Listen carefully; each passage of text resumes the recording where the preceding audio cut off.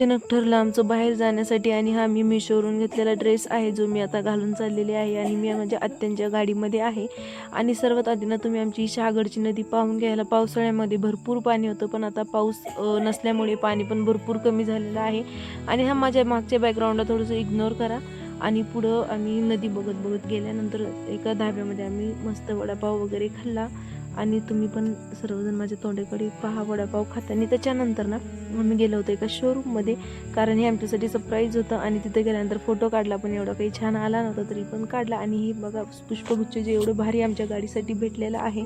त्याच्यानंतर पूजा जी आहे तर ती माझ्या मम्मीच्या हाताने झाली. आम्ही सर्वांनी बारी बारीने केली होती पण माझ्या मम्मीच्या हाताने केली.